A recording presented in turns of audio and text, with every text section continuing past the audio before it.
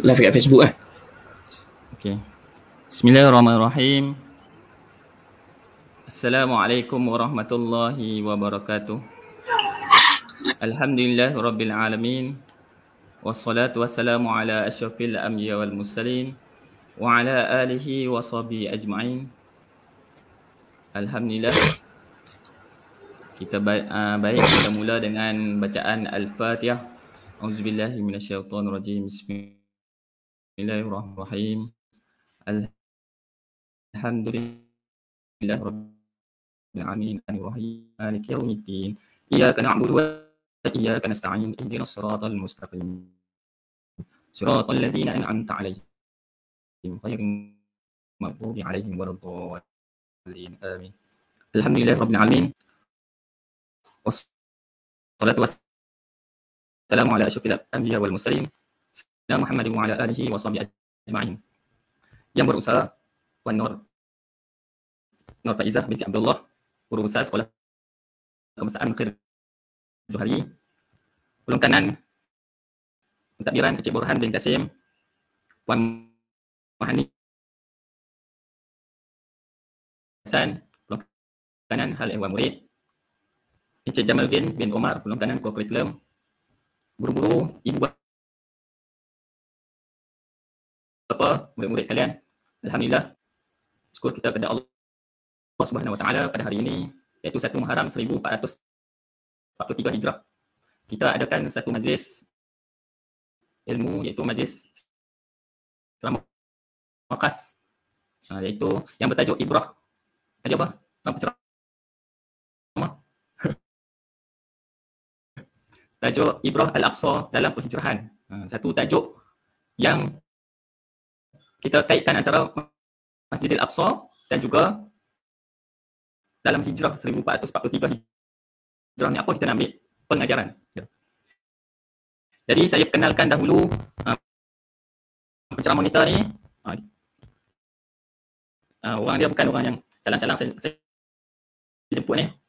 Okey, saya bagi sikit ya info biodata.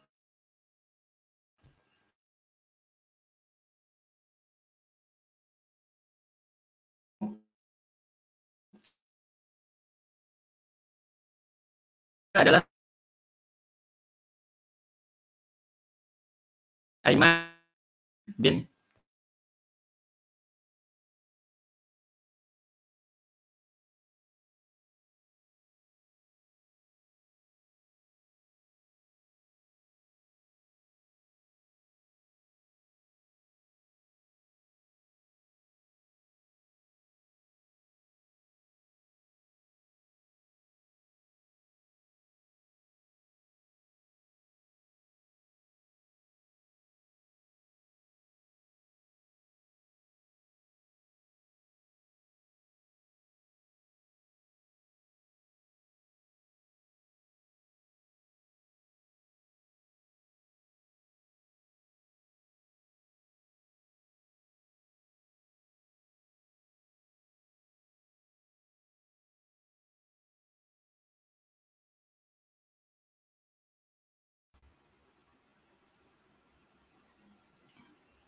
minta maaf lah, hilang kot.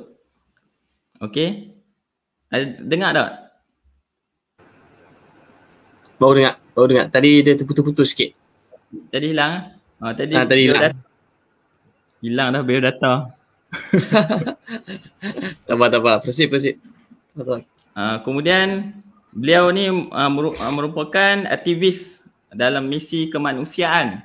Okey, Muhammad Aiman bin Mazin ni ada seorang aktivis. Dia aktif lah. Saya semalam nak jemput pun saya segan jugalah sebab orang hebat ni. Okey. Okey, beliau pernah sampai banyak tempat yang kita tak pernah sampai lagi. Contohnya macam Lebanon, Syria, lagi di Palestin pun sampai dah. Semua hak famous dia sampai, kita tak sampai lagi lah.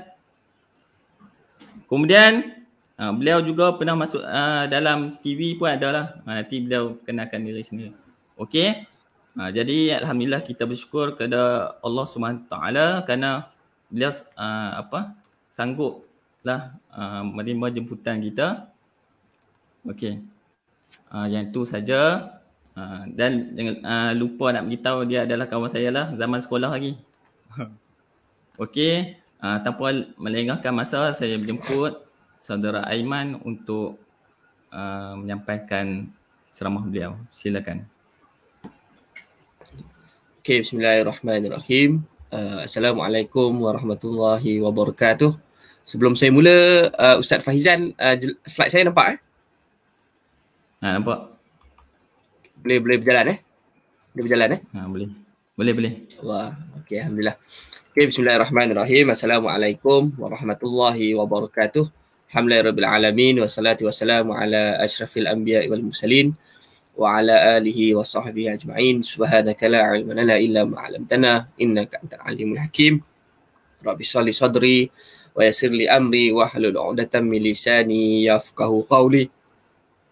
Allahumma yassir wa la tu'assir, Allahumma yassir wa la tu'assir, Allahumma yassir wa la tu'assir, ya karim ya zal jalali wal ikram.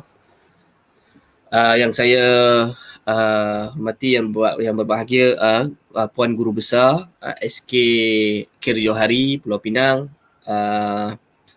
guru-guru penolong kanan SK Kir Johari, guru-guru warga pendidik di SK Kir Johari, dan juga yang saya kasihi sahabat saya Ustaz Fahizan, yang banyak saya kira semenjak Ramadan lepas beliau banyak berkongsi tentang peluang wakaf, derma dan sebagainya untuk Musalla An-Nur di SK Johari. Alhamdulillah, saya berpengalaman ataupun diberikan Allah peluang untuk berceramah, berkongsi ke lebih 500 buah sekolah sejak 2011. So saya dah pergi daripada Perlis sampai ke Sabah Sarawak, ceramah ke sekolah, daripada di sekolah-sekolah bandar sehingga sekolah-sekolah pendalaman. Salah satu yang saya akan ingat, sebab kebanyakan sekolah yang jemput saya tu selain daripada sekolah-sekolah daripada guru besarnya, pengetua dan sebagainya, banyak juga jemputan adalah daripada panitia pendidikan Islam itu sendiri. Dan alhamdulillah saya rasa seronok bila isu-isu tentang Al-Hijrah, tentang Ramadan, tentang nuzul Quran, banyak dijemput saya dan juga mungkin rakan-rakan yang fokus kepada isu Palestin ataupun isu Al-Quds ataupun isu Masjid Al-Aqsa, supaya kita boleh combinekan kenapa kita perlu berhijrah, kenapa kita perlu berubah, dan apa sebenarnya pengajaran yang kita boleh dapat dengan isu Palestin. Bukan kita nak cakap isu Palestin sebab Palestin kena serang Ramadan lepas. Bukan kita cakap isu Palestin kerana orang banyak cakap pasal Palestin, kita pula cakap pasal Palestin. So kita kena faham kenapa, apa yang berlaku, dan juga bagaimana untuk kita membantu. Jadi alhamdulillah lah, saya terima kasih kepada pihak sekolah dan juga Ustaz Fahizan kerana memberikan ruang sebenarnya kepada saya untuk berkongsi dengan anda semua tentang apa itu Ibrah Al-Aqsa, dan juga bertepatan dengan hari ini yang merupakan satu Muharram, macam lagu kan, satu Muharram detik permulaan. So kita nak faham dalam keadaan kita bercuti, bagaimana hijrah kita itu, apa kaitannya dengan isu Palestin yang berlaku pada hari ini. Jadi saya mengucapkan terima kasihlah kepada pihak sekolah, Puan Guru Besar dan juga rakan-rakan guru yang bersama, dan saya yakin anak-anak yang berada di rumah pada pagi ini bersama dengan ibu dan juga ayah mungkin menonton juga FB Live kita ni daripada Facebook Musalla An-Nur. Jadi insyaAllah boleh sambil-sambil tu boleh share. Saya juga buka di Facebook saya, sebab dekat StreamYard ni kita tak boleh nak berinteraksi dengan anak-anak.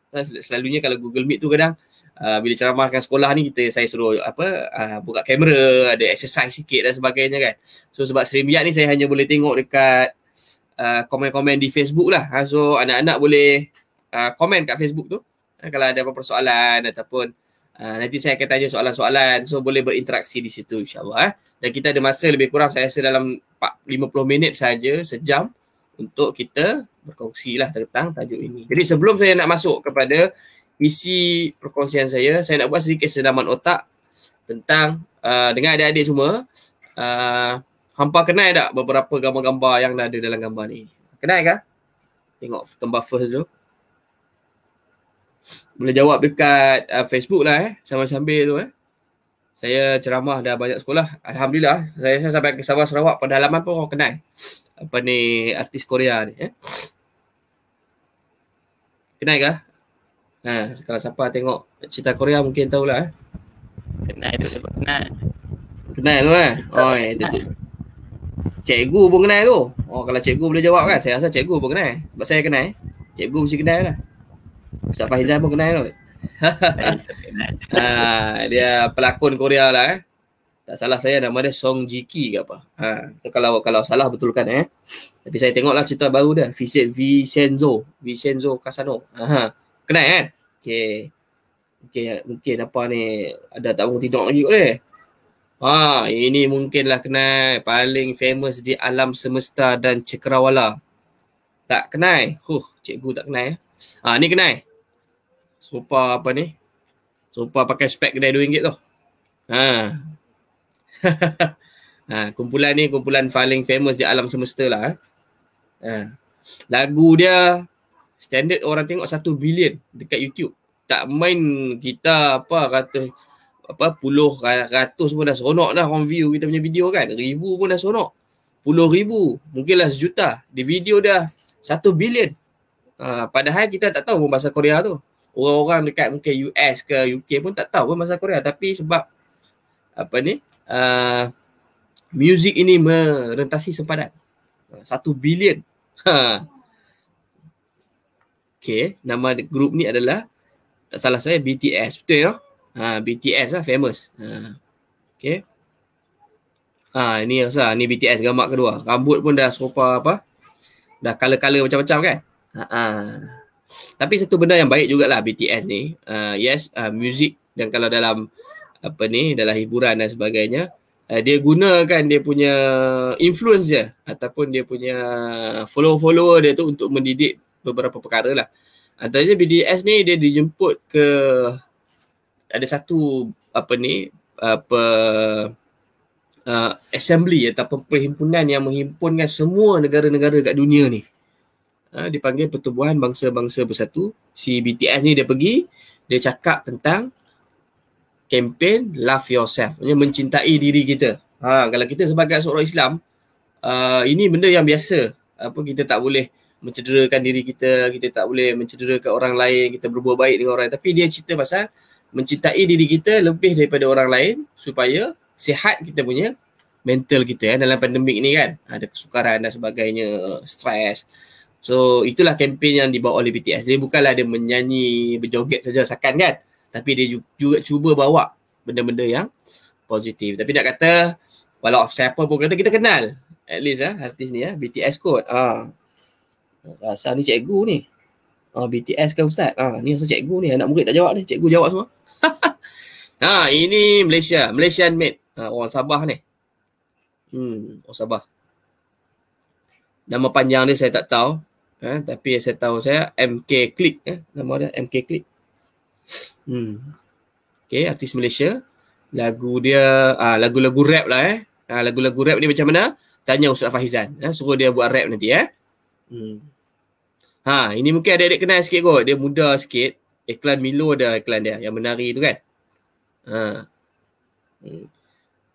Orang Malaysia ni, tapi dia ada kacukan Arab sikit kot Nama dia Asad Motah. Saya nak sebut nama dia pun tak kerti. Ni kenal ke? Confirm tak kenal. Confirm tak kenal Ustaz Faizal pun saya rasa tak kenal Okey, tadi yang awal-awal saya tunjuk tu banyak artis banyak orang yang kita kenal lah. Kalau tak kenal semua pun at least ada kenal seorang dua. So saya nak tunjuk beberapa gambar yang mungkin ini sekadar nak senam otak lah. Tak relate sangat pun dengan tajuk, tapi lebih kepada kita, adakah kita selain kita mengenali public figure, artis, selebriti dan sebagainya, adakah kita kenal tokoh-tokoh ataupun ikon-ikon kemanusiaan, ikon-ikon yang hidup mereka difokuskan kepada untuk membantu orang lain, meringankan penderitaan orang lain. Kerana ketika Rasulullah SAW berhijrah ke Madinah, antara pesan Rasulullah adalah dia sampai turun unta tu, dia kata dia ada 4 pesanan universal. 4 pesanan yang Rasulullah bagi. Yang pertama adalah sebarkan salam. Ya, Assalamualaikum warahmatullahi. Sebarkan salam tu bukan bagi salam dia. Kita duk ingat sebar salam ni jumpa kan kalau kat sekolah kan. Assalamualaikum. Dia tak ada feel. Sebarkan salam ni dia ada deep meaning, maksud yang mendalam. Sebarkan tu maksudnya apa yang kita ucapkan tu kita betul-betul menghayati. Salam sejahtera ke atas kamu. Dia bukan sahaja perkataan tapi action kita, akhlak kita adalah kita sejahtera, kita bersifat rahmah dengan orang lain. Kita bersifat yang baik dengan cikgu-cikgu kita, dengan kawan-kawan kita, dengan rakan-rakan yang beragama lain daripada kita. Itu pertama, Rasulullah kata sebarkan salam. Yang kedua, Rasulullah kata ketika dia sampai ke Madinah, dia kata berilah makan kepada orang-orang miskin. Nampak orang susah, bagi makan. Rasulullah tak cakap dulu solat dulu ke apa, bayar zakat, tapi Rasulullah cakap benda-benda yang basic dulu. Sebagai seorang manusia tu, sebelum Islam kita adalah manusia. Dan manusia itulah Islam lah. Islam itu adalah manusia. Jadi Rasulullah kata bila nampak orang susah kita bagi makan. So itu dua dulu nanti lepas ni saya share lagi Tapi rasanya mungkinlah tak kenal, saya dulu pun tak kenal, tapi lepas terlibat dalam isu-isu kemanusiaan ni baru kenal. Nama dia adalah, hidup lagi orang Malaysia, nama dia Dr. Lutfi Fadil. Muda, saya rasa bayar saya dengan Ustaz Faizan 33-34 tahun. Dia dapat anugerah daripada United Nations, Persatuan Bangsa-Bangsa Bersatu, kerana muda lagi, umur 30-an dah sudah membina hospital lapangan untuk orang-orang Kemboja yang miskin. Sampai dia dapat anugerah ikon pemuda di Pertubuhan Bangsa-Bangsa Bersatu. Ni logo PBB tu yang selalu warna biru tu, yang paling tinggi kat dunia, yang memayungi semua negara-negara kat dunia ni adalah PBB, Persatuan Bangsa-Bangsa Bersatu. Dan Dr. Lutfi Fadil ni, orang Malaysia, muda dapat anugerah tersebut. Dia kenal kan ni apa benda ni? Masjid Seberang Jaya ke? Bukan. Ada boleh jawab ke? Ni masjid apa ni? Kubah hitam kan?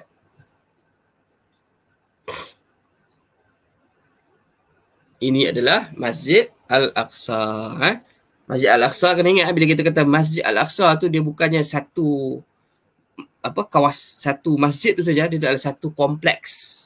Bila kita kata Masjid Al-Aqsa, dia adalah satu kompleks yang ada sempadan, boundary dia. Nanti saya tunjuk gambar dia. Ni. Yang hitam tadi tu, kubah hitam tu, ni belakang ni. Ujung tu kan, tepi tu. Bila kita kata Masjid Al-Aqsa, masjid ni maksudnya tempat sujud. Tempat sujud tu bukanlah kat sejadah saja. Contohlah kita solat dekat tepi tepi masjid ni, petak tepi-tepi tu sikit kan.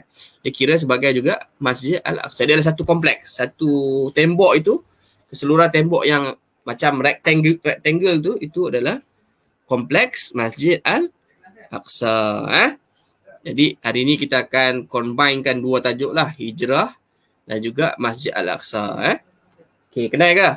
Ni mungkin tak kenal tapi ni dulu masa abang kerja MyCare dulu 8 tahun. Ni Dr. Fauzia Hassan lah. Seorang daripada lebih 13 wanita yang naik bot kecil selama hampir 3 minggu daripada Barcelona. Ke Barcelona yang Messi keluar Barcelona tu, daripada Barcelona pergi ke Gaza. Dan Dr. Fauziah ni umur dah 60 lebih, cucu dah ramai, ditangkap oleh tentera Israel, dimasukkan ke dalam penjara Israel. Dan Dr. Fauziah ni orang Malaysia. Jadi ini adalah tokoh-tokoh kemanusiaan yang mengorbankan kehidupan mereka, bahkan nyawa mereka untuk isu-isu Palestin. Jadi apatah lagi kita yang muda-muda ni pun kena banyak-banyak membantu, insya-Allah. Ini juga 5 orang. 5 orang ni telah syahid, dibunuh oleh tentera Israel kerana ingin mempertahankan bumi Palestin. Daripada nombor 1 sampai nombor 5 tu saya baca sekali lalu. Nombor 1 Syekh Ahmad Yassin. Dia ni seorang guru agama, guru ajak budak-budak dekat Gaza tu baca Quran dan sebagainya, dan dia ni berkursi roda, tapi Israel bunuh dia. Punyalah Israel ni tentera yang sangat penakut, sanggup membunuh. Dia hantar 3 pesawat Apache. 3 pesawat Apache ni dia macam helikopter yang ada peluru berpandu untuk membunuh seorang orang tua yang berkursi roda. Sebab dia takut. Dia kata kalau aku bunuh Syekh Ahmad Yassin ni sebab dia cikgu kan, ajak Quran, dia Syekh Ahmad Yassin ni hari-hari dia ajar budak-budak Quran, pasal tafsir. Macam cikgu kita lah, ajar Quran, mungkin kan Ustaz Fahizan, Ustazah dan sebagainya. So budak-budak ni dia semangat, dia faham Al-Quran, dia boleh hafal Al-Quran, ayat-ayat Quran tu, and then dia semangat untuk belajar, semangat untuk berjihad, semangat untuk faham isu Palestin. Jadi dia banyak lahirkan anak-anak murid yang hebat, yang power gila budak-budak sekarang kan. Power yang hebat. Jadi Israel kata, aku tak boleh ni. Dia ni dah banyak lahirkan sebagai cikgu, Syekh Ahmad Yassin nombor 1 ni, dia dah banyak lahirkan budak-budak muda. Jadi apa dia buat? Dia lepas satu hari, lepas dia solat subuh, dia keluar daripada masjid Israel yang pada tahun 2004, dia serang dengan peluru berpandu, hancur, berkecai tubuh Syekh Ahmad Yassin dengan beberapa orang dia, anak dia dan juga beberapa sahabat dia, dibunuh oleh peluru berpandu Israel. Dia seorang guru, cikgu asalnya. Jadi itulah, dan Israel ingat dia dengan bunuh cikgu tu, maka tak adalah budak-budak yang lain kan. Ya, macam bayangkan lah, na'udzubillah, Ustaz Fahizan ditangkap ke apa kan, masuk dalam penjara. So tak adalah Ustaz Fahizan, maksudnya anak-anak murid Ustaz Fahizan tu ada seramai mungkin 100 orang tu tak boleh belajar Al-Quran dan sebagainya. Tapi akan ada guru-guru yang akan menggantikan. Sebagai contoh, Ustaz Fahizan tak ada, cikgu lain, ustaz lain, ustazah lain akan ganti. Sama juga dekat Palestin tu, dekat Gaza. Syekh Ahmad Yassin syahid, maka ramai lagi dia kata, ayat dia, kalau seorang Syekh Ahmad Yassin itu dibunuh, akan lahir 1000 lagi seperti Syekh Ahmad Yassin. Dan memang betul. Lepas dia dibunuh oleh tentera Israel, lagi ramai anak-anak muda yang bangkit, yang menjadi kata apa, hebat seperti dia.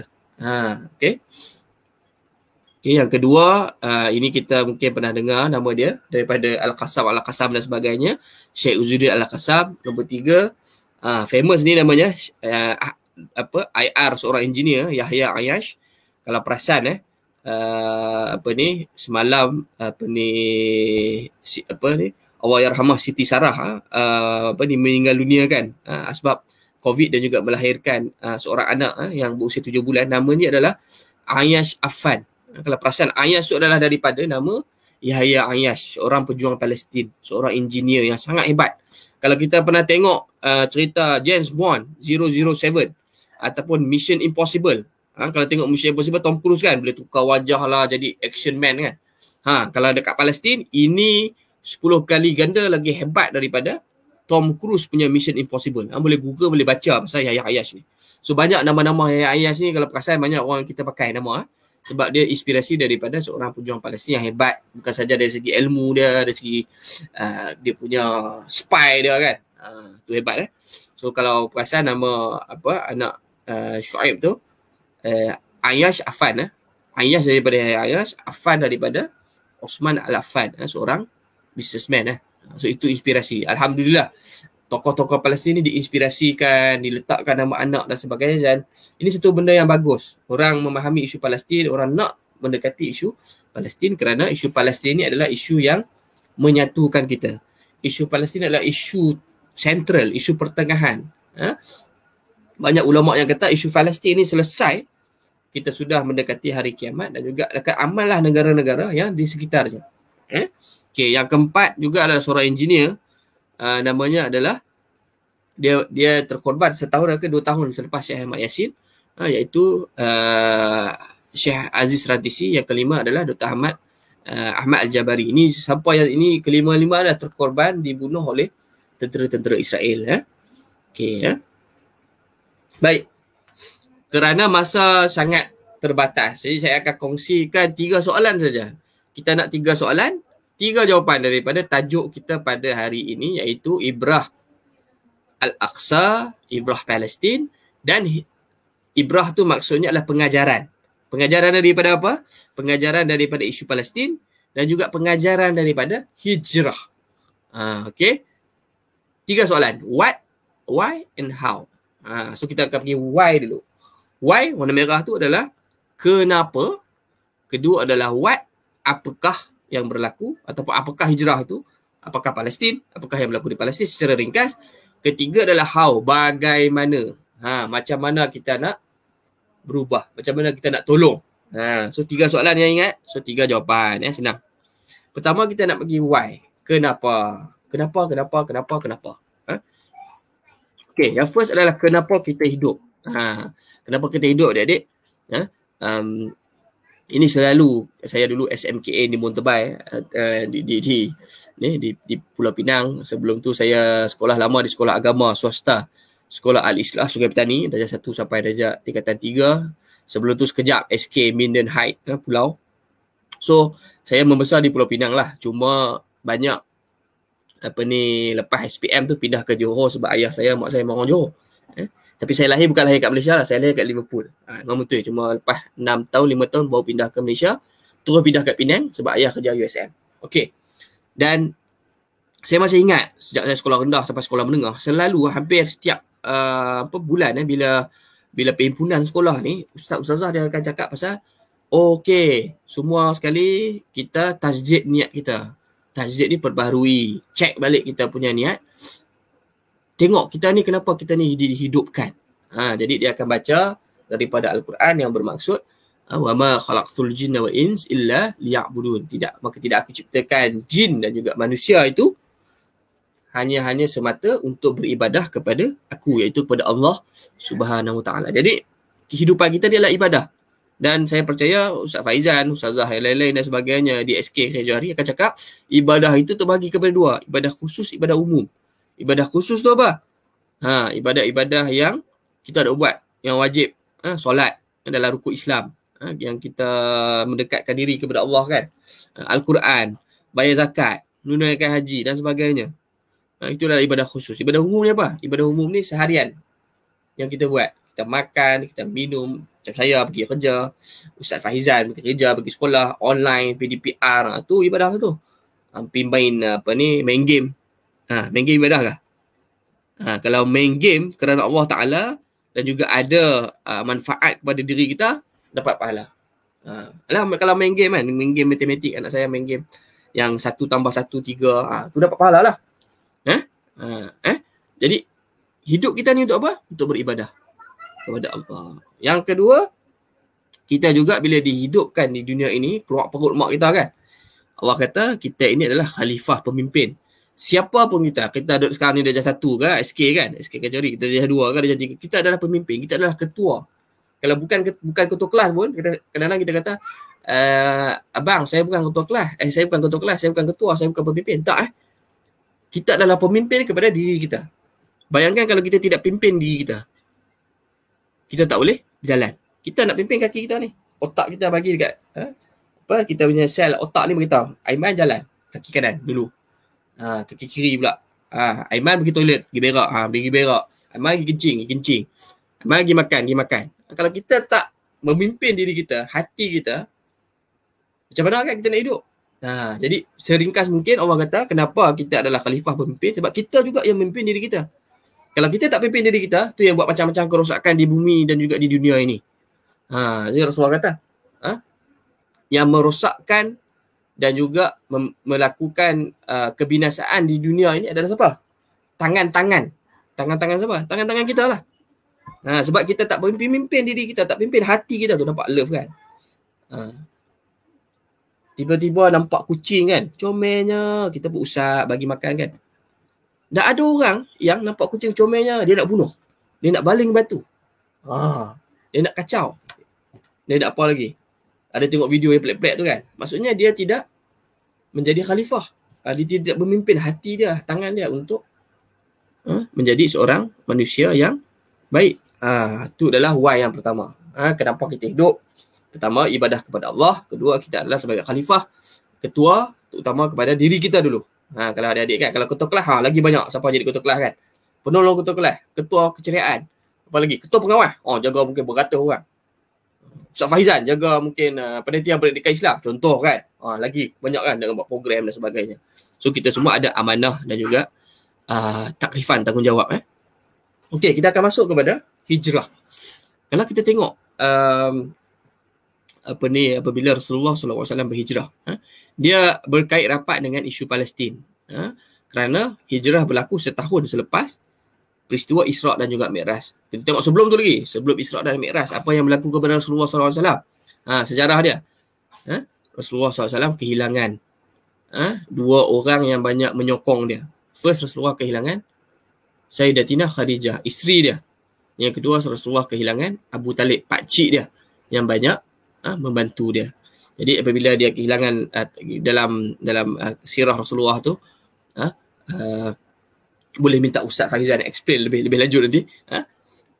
Allah memberikan satu bentuk kegembiraan, iaitu dengan Isra' dan juga Mi'raj. Jadi Allah bawa Rasulullah naik buraq daripada Mekah tu pergi ke Masjid Al-Aqsa dan naik berjumpa dengan Allah ke Sidratul Muntaha dan diberikan anugerah ataupun pensyariatan tentang solat 5 waktu. Dan setahun selepas itu, Rasulullah juga disyariatkan oleh Allah untuk pergi berhijrah daripada kota Mekah. Hijrah ni Rasulullah dia bergerak kota Mekah ke kota Madinah. Untuk apa? Nanti abang explain sikit. Okey, itu tadi. Why? Kenapa kita dihidupkan? Mungkin abang terlepas sikit satu why tadi. Kenapa kita perlu membantu isu Palestin sebelum abang masuk what? Bila kita cakap tentang isu Palestin, kenapa kita kalau sebagai seorang manusia, apatah lagi kalau kita sebagai seorang Islam, kena ambil tahu, kena cakna, kena bantu isu Palestin. Pertama daripada Al-Quran, sumber kita. Dalam Al-Quran, surah Al-Isra' juzuk yang ke-15. Tengah-tengah Al-Quran tu, juzuk ke-15 tu. Allah kata apa? Subhanallazi asra bi'abdihi laylan minal masjidil haram ilal masjidil aqsa allazi barakna haulahu linuriyahu min ayatina innahu huwas sami'un basir. Allah kata, Maha suci Allah yang telah mempercayakan, yakni Nabi Muhammad SAW daripada Masjidil Haram yang berada di Saudi Arabia pada hari Arab Saudi ke Masjid Al-Aqsa di bumi Palestin pada hari ini, dan telah kami berkati di sekeliling kawasan Masjid Al-Aqsa tersebut. Jadi ulama kata, kat mana sempadan keberkatan Masjid Al-Aqsa ni? Jadi ulama kata, barang sesiapa di kalangan kita, adik-adik yang umat Islam, kalau kita menyangkutkan hati kita, sangkut ni bukan macam pakai hanger, sangkut kat bendera Palestin, tak menyangkut ni maksudnya bila kita tengok kawan-kawan kita kat Palestin kan, pergi sekolah susah, ada yang kena tembak, ada yang kena pukul, ada yang kena tangkap dengan Israel, kita rasa sedih. Kesiannya ditangkap. Sedih kan? Sedih tu dah ada, kita ada perasaan kasihan, simpati, empati. Dan bila kita dapat sedih, lepas tu mungkinlah ustaz-ustazah kita cerita, tunjuk dalam kat kelas kan, gambar-gambar Palestin, kenapa Palestin dan sebagainya. Lepas tu ada NGO datang buat sumbangan kan. Kita pun kesiannya, kita pun derma kan. Itu pasal kita dah sangkutkanlah hati kita kepada isu Palestin. So bila kita sangkut tu, Allah kata hidup kita akan diberkati oleh Allah Subhanahu Wa Taala. Hidup kita bila Allah berkat hidup kita ni adik-adik, kita ni senang apa? Senang nak belajar, senang dengar cakap. Ni masalahnya kalau kita ketegak lihat ni. Ketegak dah lama saya duduk duduk kat KL ni dah cakap Penang pun dah hilang. Cakap Penang Kedah dah hilang. So sebab dengan Ustaz Faizan tadi, dia terus automatik masuk ke Lorat Utara. Kita ketegak sangat ni kan. Sebab apa? Cuba kita cek balik. Mungkin hati kita tu mungkin lama sangat duduk rumah kan. Lama sangat duduk rumah, lepas tu tak dengar cakap mak ayah kan, mungkin hati kita jadi keras sikit. Kita kurang, kalau kat sekolah tu at least ada musola An-Nur yang cantik kan. Dah buat wakaf hari tu kan. Dah buat wakaf apa tu. Lantai lawa, ada kipas sedap, aircon ke apa kan. Sedap. Ustaz boleh cek macam mana kita solat. Ustaz cek kita baca Quran dan sebagainya. Ada program ke Qiyamulai ke dan sebagainya. Ini dah ada rumah, tak ada orang boleh cek. Bolehlah buat Google Meet ke, baca Quran ke apa kan. Tapi ustaz kita jauh kan, tak dekat kan kita. Mungkinlah hati kita je macam gelap kan. So kena tengok balik macam mana kita punya amalan kita dengan Allah SWT. Jadi itu daripada Al-Quran. Bagaimana hubung kait kalau kita sebagai orang Islam yang mengucap la ilaha illallah Muhammadur Rasulullah kepada isu Palestin. Dan kalau tengok hadis pun banyak hadis-hadis yang Rasulullah cakap spesifik tentang isu Palestin, isu di kawasan Syria dan sebagainya, yang ada banyak kaitan dengan peristiwa akhir zaman. Jadi itu merupakan hubung kait kita ini dengan isu Palestin, insya-Allah. Okey, ini secara ringkas adik-adik. Kita dah masuk soalan yang kedua, iaitu what? Apa? Pertama kita nak tengok apa itu hijrah dan kenapa Rasulullah diminta untuk berhijrah. Yang kedua, kita tengok apa yang berlaku di Palestin. Untuk kita muhasabah. Untuk kita koreksi. Bukan korek hidung, tapi kita koreksi diri kita. Korek hati kita ni. Kenapa ni aku ni tengok orang kat Palestin ni, kawan-kawan aku kat Palestin ni, aku tak rasa apa. Tengok, rasa macam tak ada apa langsung lah. Sedih pun tak. Marah kepada Israel pun tak. Maksudnya ada something tu dalam hati kita. Okay, what? Yang pertama kita tengok apa itu maksud hijrah. Jadi maksud hijrah Rasulullah SAW dari segi bahasanya, maksudnya adalah berpindah dari satu tempat ke tempat yang lain. Tapi dari segi istilah bermaksud perpindahan Rasulullah SAW dan juga umat Islam dari Mekah ke Madinah ataupun nama-lamanya Yathrib. Dan peristiwa hijrah ni berlaku pada tahun ke-13 kerasulan Nabi Muhammad SAW. Maksudnya hijrah tu bermaksud Rasulullah itu disyariatkan untuk berhijrah keluar dari kota Mekah. Yang ketika itu di kota Mekah mereka ini disiksa kerana keislaman mereka. Mereka dibunuh, dirampas harta mereka, diganggu, gugat untuk beribadah kepada Allah. Jadi mereka untuk menyelamatkan diri mereka, keluarga mereka dan juga keimanan mereka kepada Allah, supaya mereka tak balik kepada agama jahiliah. Okey, jadi Rasulullah kena berhijrah ke Madinah. Dan peristiwa ini berlaku pada 13. Ini secara ringkas lah adik-adik kalau nak tahu bagaimana proses hijrah Rasulullah sallallahu alaihi wasallam. Kalau boleh nanti mungkin nak tengok panitia pendidikan Islam boleh tunjuk satu movie. Dulu masa saya kecil saya tengok cerita di message ataupun ada kartun tentang Rasulullah SAW. Kartun tu. Tapi kena ada ustaz-ustazah lah yang akan explain kan dan sebagainya. Ada satu kartun yang bagus dan juga satu movie lah yang menceritakan tentang bagaimana sirah kehidupan Rasulullah SAW, para sahabat dan sebagainya lah. Okay. Ini secara ringkas yang akhirnya dia bermula Rasulullah keluar daripada rumah dia di Mekah. Dia pergi ke Gua Thur, lepas tu sehinggalah dia sampai ke Madinah pada 12 Rabiul Awal. Tapi kenapa 1 Muharram ni diletakkan sebagai tarikh bermulanya kalender hijrah supaya mudah untuk kita letakkan. Masihi 1 Januari kan, tapi kalau Islam 1 Muharram. Okay. Tadi itu secara ringkas tentang hijrah. Dan abang yakin kalau dalam pendidikan Islam dalam apa yang ustaz-ustazah kita cerita dalam kelas ada tajuk-tajuk hijrah tu, cuma abang tak masuk secara mendalam. Yang kedua, kedua adalah apa yang berlaku di Palestin. Dan abang takkan cerita yang besar sangat, tapi sebab adik-adik di SK Johari mungkin abang bawa beberapa gambar-gambar bagaimana jihad atau pengorbanan adik-adik kita di Palestin untuk pergi ke sekolah. Dan bila abang cakap Palestin ni adik-adik, ini macam peta Palestin. Tapi kalau hari ni adik-adik Google, buka internet, Google, tak akan jumpa dalam peta Google tu negara yang bernama Palestin. Yang ada hanyalah negara yang bernama Israel. Dan Israel merampas rumah-rumah, tanah-tanah orang-orang Palestin ni semenjak tahun sebelum tahun 1948 lagi. 1948. Abang belum lahir, Ustaz Fahizan belum lahir, bapa abang pun belum lahir. Atuk abang dah lahir. Atuk abang mungkin dah lahir masa tu. Atuk ataupun moyang lah. Maksud dah lama isu Palestin ni, dah 73-74 tahun. Mereka masih lagi dihalau daripada rumah mereka. Kalau hijrah Rasulullah tadi tu, mereka menyelamatkan diri, pergi ke tempat yang baru. Tapi orang-orang di Palestin, mereka dipaksa keluar daripada tanah mereka. Dan juga lebih menyayat hati di kawasan di situ tulis Jerusalem, Baitul Maqdis. Di situ terletaknya masjid ketiga umat Islam. Kita ada 3 masjid utama adik-adik. Ada di Makkahul Mukarramah, Masjid Al-Haram, di Masjid Nabawi di Madinah, dan ketiga adalah di Masjid Al-Aqsa di Palestin. Tetapi Masjid Al-Aqsa di Palestin pada hari ini kita tidak boleh masuk secara mulia. Maksudnya apa tak boleh masuk secara mulia? Kita pergi umrah, kita pergi haji, kita minta visa kat Saudi bagi masuk solat kan. Tapi kalau kita nak pergi Masjid Al-Aqsa, boleh pergi, tapi kita kena ada sign special kan. Surat ke apa daripada Israel untuk masuk. Dah ada tentera Israel yang berkawal. Sebab itu Syekh Yusuf Al-Qaradawi kata, Syekh Raid Salah kata, Kesatuan Ulama Palestin kata, Hamas kata, Qassam kata, ni orang-orang yang banyak hidup dia mempertahankan Palestin ni. Dia kata apa?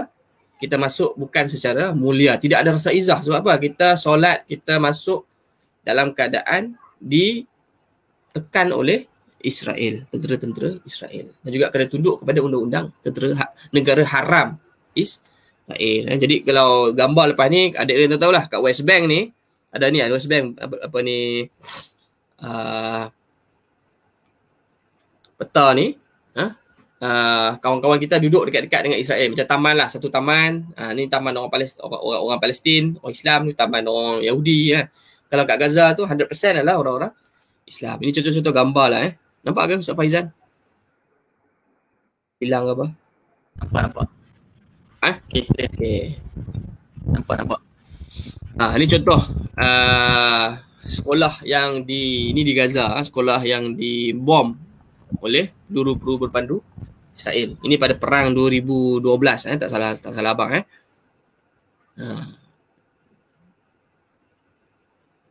Ini gambar-gambar, kita bayangkan kalau sekolah-sekolah kita yang cantik kan, yang selamat, yang selesa. Ni di Tadika, di Gaza juga dibom. Israel ni kira dia tentera paling bacol lah, paling penakut kat dunia. Dia kalau kita dalam peperangan, kalau tengok Rasulullah dulu, bila dia nak perang, dia akan keluar. Zaman dulu dia sangat menghormati, walaupun nak perang pun dia ada dia punya peraturan dia. Nak perang, jangan perang dekat kawasan, maksudnya perang di jumpa satu tempat, perang lah. Maksudnya ketika perang Badar, dia pergi ke tempat lain, dia jumpa satu tempat, perang kat situ. Perang Uhud satu tempat kan. Dia bukan perang dekat rumah aku, dekat taman aku, tak. Tapi kalau Israel dia serang, dia bom bukan saja sekolah-sekolah, tadika. Ni cikgu-cikgu di Tebing Barat, cikgu-cikgu pagi-pagi nak pergi sekolah, kena tahan. Bayangkan Ustaz Faizan nak pergi SK Kaya Johari kan, pukul 8 dah kena dekat sekolah lah, tapi ada roadblock kan, tahan 2-3 jam, sampai dah habis sekolah lah. So cikgu-cikgu dekat, bukan saja budak-budak yang kena tahan untuk pergi sekolah, jadi cikgu-cikgu pun kena tahan untuk pergi mendidik. Ini contoh lagi sekolah ni di kawasan Tebing Barat ni biasa sampai dah Mangli ni maksudnya dah hari-hari tengok kan, ada roadblock kan, tentera Israel dengan apa, senapang, pistol, bukan kecil-kecil besar-besar. So contoh ada satu dokumentari tu, ada dia nak pergi sekolah, perjalanan dia ambil masa, kalau jalan kaki biasa macam kita pergi sekolah mungkinlah 10 minit jalan kaki kan, mungkin adik-adik daripada rumah pergi sekolah yang berjalan kaki kan, sekarang tak kot bahaya kan, 10 minit, tapi dia terpaksa jalan mungkin sampai sejam. Jalan biasa kalau tak ada roadblock 10 minit, tapi sebab ada roadblock tentera Israel ni mungkin sampai sejam baru sampai. Ada satu adik tu dokumentari dia tunjuk wartawan tu ikut, dia kena lalu 12 roadblock. Bayangkan 12 roadblock macam ni dia kena lalu baru sampai sekolah. Tapi dia tetap hari-hari pergi sekolah. Tengok betapa semangatnya anak-anak, adik kawan-kawan kita kat Palestin nak pergi menuntut ilmu. Dan data-data daripada World Data on Education di Palestin pun, dari segi kadar buta huruf, keciciran, mereka adalah antara paling rendah kalau nak dibandingkan dengan Malaysia. Okay. Ni memang cuak ni. Kita kalau nampak ayah kita ataupun saya lah, derah kereta nampak CPJ ke, nampak polis kita pun dah cuak kan, walaupun tak buat salah, kita rasa takut. Bayangkan kalau kita nampak tentera dengan pistolnya penuh, ada macam-macam kan, dia punya tu kan, macam mana kita nak, rasa-rasa kita tak pergi sekolah lah, duduk rumah PDPR selama-lamanya. Tapi mereka ini semangat pergi sekolah. Ni biasalah bergaduh-gaduh pagi-pagi. Kalau mungkin sekolah menengah tu kan, kita, aku nak pergi sekolah lah, siut toy, apa sepak kacau aku macam tu lah kan. Mungkin pagi-pagi dah biasa kan, yang sekolah menengah ni kan, nak tolak-tolak kan, berani tak berani saya rasa dia terkencing kat situ dah, cuak. Sekali dia terberesin kan, tertembak ke apa kan, kita terus masuk syurga. So ini gambar yang sangat power lah, sangat hebat. Memang banyak bila apa ni, dia kalau tengok Netflix ada beberapa dokumentari pasal Palestin yang cerita tentang kehidupan di Tebing Barat kan. Benda ni memang biasa, dia nak susahkan hidup orang-orang Palestin. Dia tak ada apa-apa salah pun, dia tengok disusahkan kan. Tiba-tiba jalan ditutup, jalan tak boleh jalan. So akhirnya memang banyak mereka ni belajar di tempat-tempat roblok-roblok tu. Israel tu pun lah kali dia belajar bahasa Arab lah. Wa humahum, ya humahuna. Okay, ni gambar-gambar lah. Ni maksudnya setiap pagi roblok tu dia buat apa? Dia ada hai bye-bye tak? Dia check bag, dia tengok dalam bag budak ni ada apa. Ni budak tadika. Cikgu punya bag dan sebagainya kan. Dia menyusahkan kita. Kalau yang sekolah menengah tu dia tangkap, masuk penjara. Ni di Gaza lah serangan-serangan ke sekolah. Ni gambar-gambar dari sana lah. Mungkin gambar-gambar ni gambar yang lama. Tapi proses anak-anak ni, kawan-kawan kita nak pergi sekolah tu sama aja keadaan dia. Ni serangan Israel di Gaza guna bom kimia, bom phosphorus pada tahun 2009. Sebuah sekolah UN di Gaza. Okay. Ni abang nak cerita satu kisah. Ustaz Faizan cerita abang banyak pergi tempat-tempat hantar bantuan, tempat-tempat yang bahaya dan sebagainya kan. Dan alhamdulillah abang terima kasih. Kalau abang nak terima kasih banyak-banyak ni, abang terima kasih kat abang punya cikgu lah. Abang punya ustaz, abang punya ustazah, murabiah sepanjang abang bersekolah. Sebab abang sekolah dekat Al-Islah Sungai Petani, SMKN di Muntah Tebal, abang duduk asrama. Daripada darjah 1 abang duduk asrama sampai tingkatan 3. Lepas tu masuk matrikulasi UIA. Matrikulasi tu apa? Asasi, nak sambung belajar universiti kan. Sampailah 2012 masuk ke UIA Gombak. Abang duduk asrama.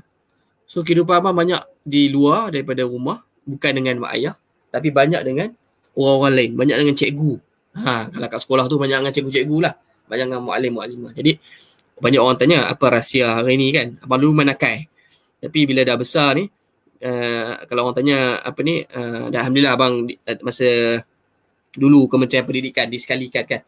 Abang jadi CEO di Yayasan Sukarelawan Siswa di bawah Kementerian Pendidikan masa tu 2019. Banyak program dengan Kementerian Pendidikan di Putrajaya dan sebagainya. Banyak orang tanya apa rahsia dia orang muda dilantik jadi CEO grade tinggi macam itulah. Bagi abang itu tak ada apa-apa, tapi abang akan cakap yang mendidik saya selain ibu dan juga ayah adalah saya punya cikgu-cikgu saya, murabi saya, ustazah saya. Jadi mana-mana tempat abang pergi pun abang akan pastikan antara yang kita bantu adalah projek pendidikan. Sebab dengan pendidikan inilah, ataupun bahasa Arab dia, dengan tarbiyah inilah kita akan menjadi seorang manusia yang berguna bukan saja kepada diri kita, keluarga kita, tapi juga kepada negara kita, bahkan lagi besar bukan saja kepada negara kita, kepada ummah, kepada dunia. Jadi abang bila kerja NGO ni bukan saja kita bantu orang-orang kat Malaysia bila banjir ke program-program untuk orang miskin dan sebagainya, tapi juga kita dah pergi sampai ke luar negara, isu Palestin, isu Syria, isu Iraq, Yaman, isu di Afrika dan sebagainya. Sebab bagi abang jangan limitkan kita punya kepala ni negara kita saja, tapi kita harus berfikir luar. Negara Malaysia kena juga kita punya ada dua persaudaraan, kita panggil persaudaraan insaniah, ukhuwah insaniah. Kita punya ukhuwah sesama manusia-manusia yang lain berlainan agama. Ada juga kedua adalah ukhuwah Islamiah. Jadi elemen-elemen itu yang kita nak bawa dalam kita punya diri kita. Jadi abang pergi ke satu kamp pelarian di Lubnan. Kamp pelarian ni maksudnya dia duduk dalam kemah. Duduk 2-3 tahun. Mereka ni pelarian, lari daripada negara mereka yang berperang. Ini di sepadan Lubnan, Syria. Jadi abang masuk kat kamp tu nak ambil gambar kan. Nak ambil gambar, abang guna DSLR. So tengah duduk nak ambil gambar tu kan, abang pun carilah zoom mana gambar yang lawa. Mantap kan. Jadi abang nampak seorang budak ni umur 4 tahun, perempuan dia tengah macam tu lah, dia tengah cangkung dan dia macam ayam, dia tengah korek tanah tu korek tanah, korek. So abang punya kamera zoom lah, dah dekat lah dengan budak tu kan. Zoom sampai dia korek. Sampailah adik itu dia jumpa secebis roti yang kotor. Bayangkan adik-adik, kalau kita makan kat rumah kita lah kan, terjatuh, ayah kita kata ambil cepat 3 saat tiup makan kan. Ini dia korek tanah tu, entah berapa minggu, entah bulan kan. Jumpa roti. Ni roti yang bahagian kalau kita beli gardenia tu, yang tepi tu.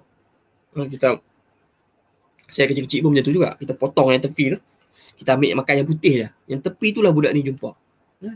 Kotor dah banyak dengan tanah, dah berlumuran dengan tanah-tanah. Dia ambil, dia gigit, dia makan. Dan tengah dia makan tu, sebab abang punya zoom tu memang dari jauh tapi fokus kat muka dia. Dia kunyah tu dalam keadaan yang sangat tersenyum, seronok makan, macam sedap lazat. Macam kita makan marshmallow ke, makan KFC ke, makan apa ni, coki-coki kan. Ada ke kita makan coki-coki dengan marah? Wah, tak, kita akan makan sedapnya coki-coki, sedapnya KFC kan. Tak ada kita makan, tengah makan KFC tu kita marah-marah kan, muka merah. Tak, kita akan muka seronok, muka senyum, muka nikmat. So itulah muka budak tu. Makan roti yang sangat kotor, dan masa tu lah abang menangis. Abang menangis. Masa tu abang nak tangkap gambar, tak sempat tangkap sebab tangan bila nangis tu apa, teresak-esak, terketar-ketar. Bila dia makan tu, itu yang bila dia gambar yang tangan tu, lepas dia dah habis, muka dah makan, barulah abang boleh snap dia. Dia apa, dia macam lak-lak tangan dia lah. Lepas tu nampak kawan dia datang sebelah. Kawan dia lelaki ni datang cakap bahasa Arab lah.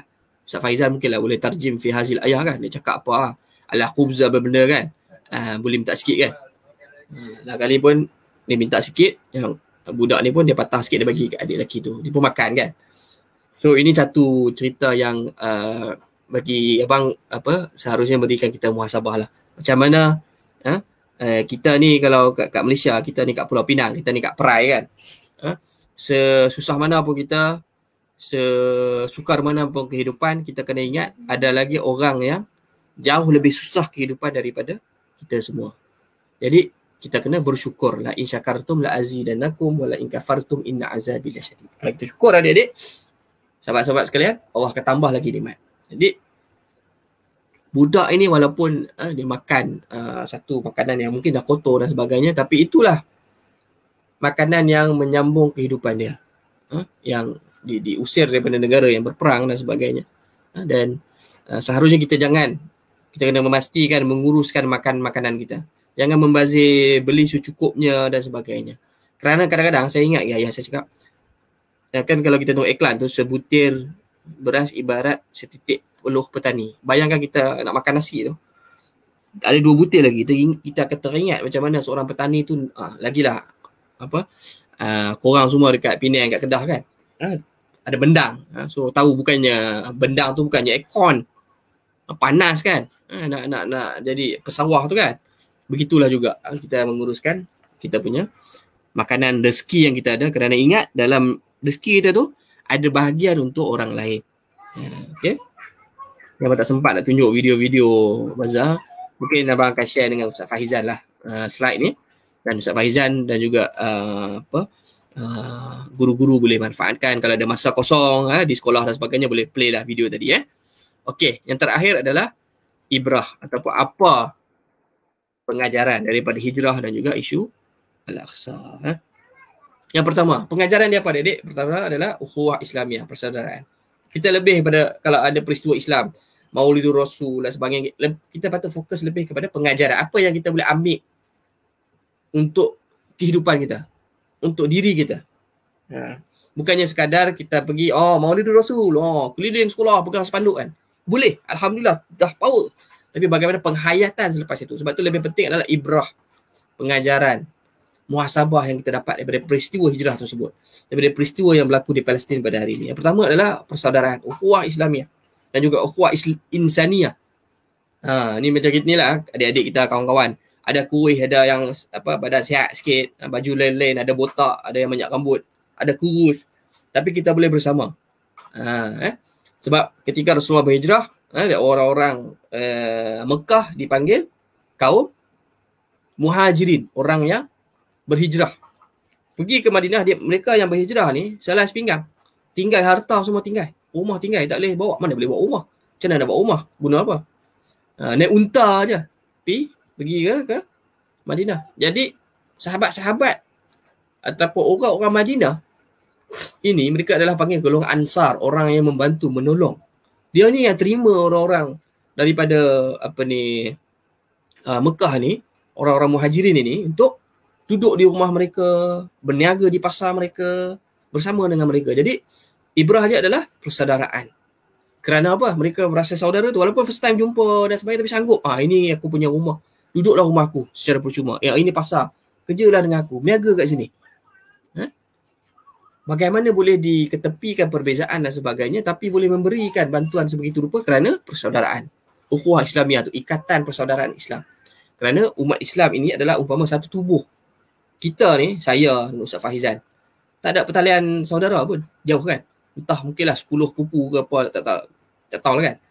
Tapi kalau lah Ustaz Fahizan jatuh sakit, saya kena ziarah dia. Kerana kalau cubit saya, apa ni, dia punya pengumpulkan cubit paha saya, paha Ustaz Fahizan pun terasa sakit juga. Sebab perasaan persaudaraan itu. Sebab itu bila orang kata, kenapa orang hang kat Malaysia tolong orang kat Palestin? Orang Malaysia ni susah lagi ni. Itulah kita panggil ukhuwah Islamiyah. Mereka saudara Islam kita. Okay? Jadi kita kena faham benda ini dan kita boleh bermula dengan kecil, iaitu sahabat-sahabat sekelas kita, adik-beradik kita, jaga tali hubungan persaudaraan. Jangan mengutuk-ngutuk kawan kita, jangan mengata, hey Bob, hang gemuk dah lah, gemuk busuk. Dah lah busuk, miskin. Jangan sesekali kita mencerca, mengata sahabat-sahabat kita, kerana kita kena jaga hubungan persaudaraan sesama kita.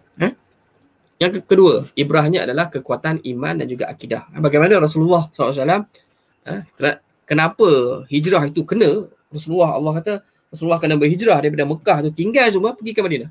Untuk apa? Untuk memelihara kekuatan iman dan juga akidah. Kerana ketika di Mekah tu, adik-adik, nak solat ke, nak beribadah ke, orang-orang kafir ni dia akan ganggu, akan seksa. Seksa ni bukan seksa apa, cubit ke apa, tak.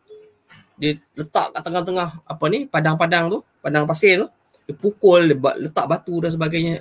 Mereka disakiti, keluarga mereka dibunuh kerana sebab nak solat, kerana sebab nak baca Al-Quran, kerana nak belajar Islam. Jadi mereka itu nak menguatkan iman dan juga akidah mereka kepada Allah, mereka pergi ke Madinah. Dan juga kita melihat hari ini apa yang berlaku pada sahabat-sahabat kita di Palestin. Saya awal tadi saya cakap, Syekh Ahmad Yassin tadi yang dibunuh oleh tentera Israel. Mereka inilah mereka buat program-program macam inilah, iaitu mereka fokus kalau budak-budak kat Palestin ni, dekat Gaza terutamanya. Macam saya lama dengan MyCare, setiap tahun kita akan buat program penajaan anak-anak hafiz. Kalau kita kat Malaysia ni, pagi sekolah SK, petang sekolah agama. Tapi kat Gaza, pagi sekolah biasa, petang hafalan Al-Quran. Sebab itu mereka 11 tahun, 10 tahun dah boleh menghafal Al-Quran. Dan majoriti setiap rumah dekat Gaza ada seorang yang hafizul Quran ataupun hafizah, menghafal keseluruhan Al-Quran. Dan ini adalah antara untuk bagi mereka memahami Al-Quran itu adalah utama untuk membebaskan Palestin. Ini generasi Al-Quran. Okey, terakhir adalah 5 minit lagi, bagaimana? Okey. Dah lah aku nak jadi baik. Bila kita dalam keadaan ma'al hijrah ini, antara perkara yang banyak dalam TV lah, banyak Facebook live dia akan cakap perubahan. Nak merubah apa? Daripada keadaan yang kurang baik, tidak terlalu baik, kepada lebih baik.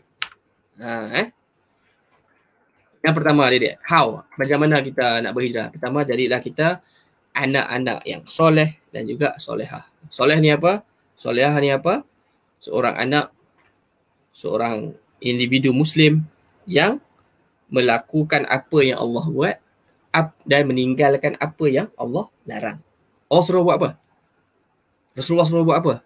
Kalau Allah daripada Al-Quran, Rasulullah daripada hadis-hadisnya, Allah suruh kita solat 5 waktu sehari semalam. Solatlah 5 kali sehari semalam.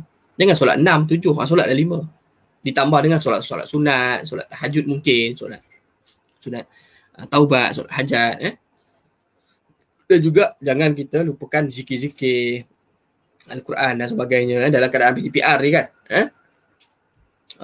Sentiasa mungkin kadang-kadang mak yang kita terlupa kan, cakap mak, abah dah 2 hari tak baca Iqra' ni kan, contoh kan. Baca sama-sama dengan mak dan juga ayah. Yang kedua, jadilah saya kena letak juga, jadilah pelajar yang menghormati guru-guru kita.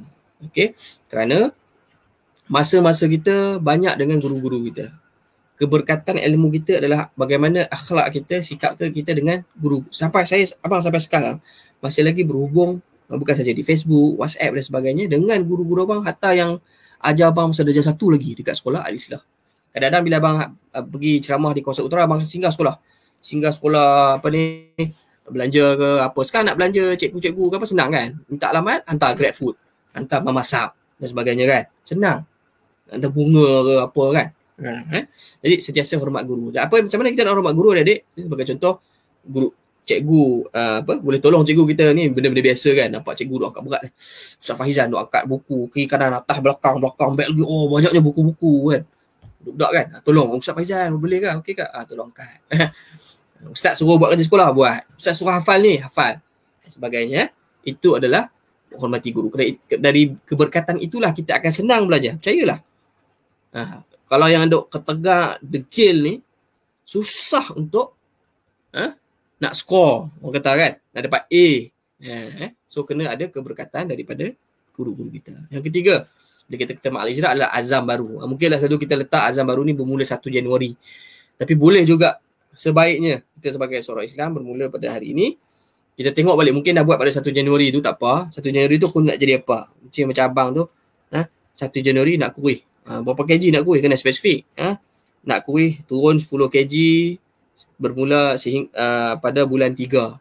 Sekarang bulan 3 apa? Sekarang dah bulan 8 kan. Pada Disember saya dah kurus turun 10 kilo. Macam itulah.